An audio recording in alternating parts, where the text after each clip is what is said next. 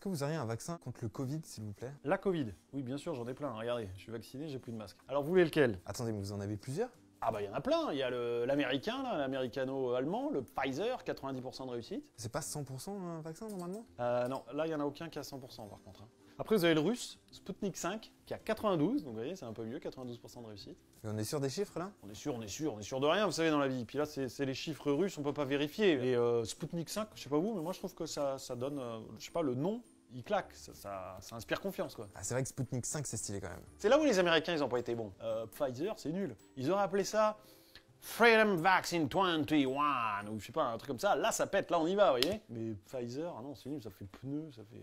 Ah oui, si, quand même, faut que je vous dise un truc pour le Sputnik 5. Ça marche quand même surtout si vous êtes de la famille de Vladimir Poutine. Alors, je sais pas si vous avez des liens avec Vladimir. Ah non, pas du tout, moi je suis du Limousin, donc... Et nous, on n'a pas fait un vaccin? Bien sûr que si, le De Gaulle Plus, bah oui, cocorico. Alors, il est un peu plus cher, mais il est local. Et il marche bien?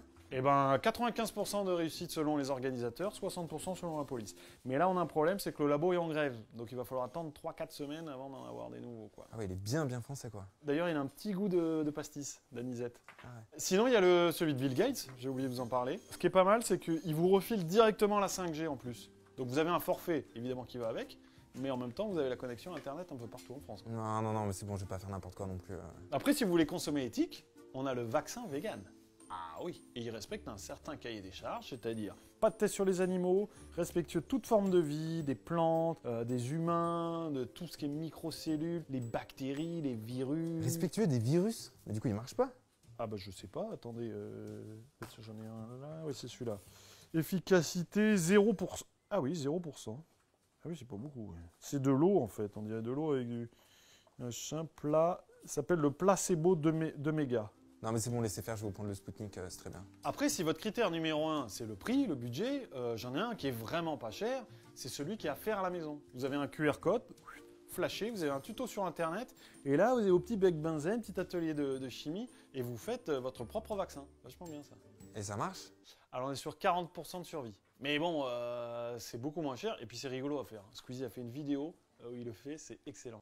Bon bah je vais vous le prendre en plus alors, le Sputnik et celui-là. Eh ben super! Vous voyez, moi je vous propose un truc, puisque vous en avez deux différents.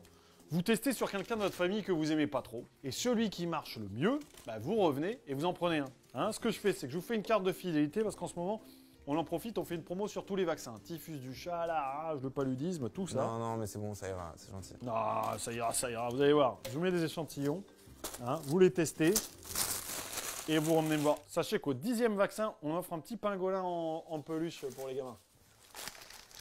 Voilà. Est-ce que vous avez la carte vitale ?